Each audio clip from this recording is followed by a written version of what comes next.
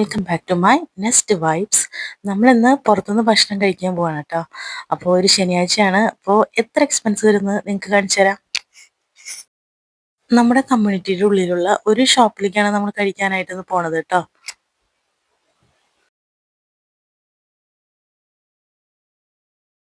അങ്ങനെ നമ്മൾ ഭക്ഷണം കഴിക്കാനായിട്ട് കയറി. നമ്മളൊരു സൂപ്പ് ഓർഡർ ചെയ്തു ആദ്യം തന്നെ.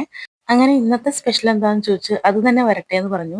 ഒരിക്കലും നമ്മൾ ഇന്നത്തെ സ്പെഷ്യൽ വാങ്ങരുത് കേട്ടോ. അതിനൊക്കെ ഭയങ്കര റേറ്റ് ആയിരിക്കും. അതൊക്കെ കഴിച്ച് ഇത്തിരി സന്തോഷത്തോട് കൂടിയിട്ടാണ് നമ്മളന്ന് ഷോപ്പിൽ നിന്ന് ഇറങ്ങിയത് കേട്ടോ.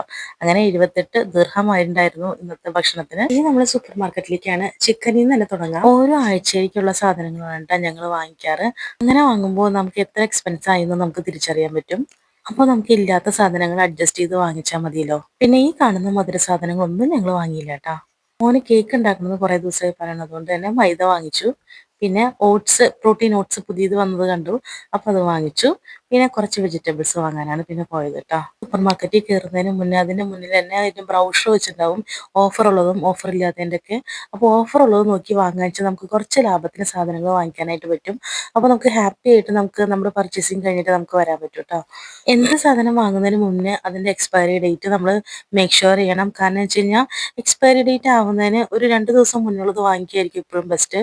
കാരണം വെച്ചാൽ നമുക്കത് സേഫ്റ്റി ആയിട്ട് നമുക്ക് കഴിക്കാമല്ലോ. ഞാൻ ഈ പ്രാവശ്യം കണ്ടൊരു പ്രത്യേകതയുള്ള സാധനമാണ് കേട്ടോ ഇത്. വെളുക്കാൻ വേണ്ടി വരെ സൂപ്പ് ഇറക്കിയിരിക്കുന്നത് കണ്ടിട്ട് ഞാൻ ആകെ അത്ഭുതത്തോടു കൂടി നോക്കി. എനിക്ക് വെളുക്കണ്ട പറഞ്ഞിട്ട് ഞാൻ അവിടെ തന്നെ വെച്ചു കേട്ടോ. ഇതൊരു ചൈനീസ് പ്രൊഡക്റ്റ് ആണ്. നമ്മൾ ഇത്ര സാധനങ്ങളാണ് നമ്മൾ വാങ്ങിച്ചത്. അങ്ങനെ നമ്മുടെ ടോട്ടൽ ബില്ലിൽ എത്രയാണെന്നറിയോ?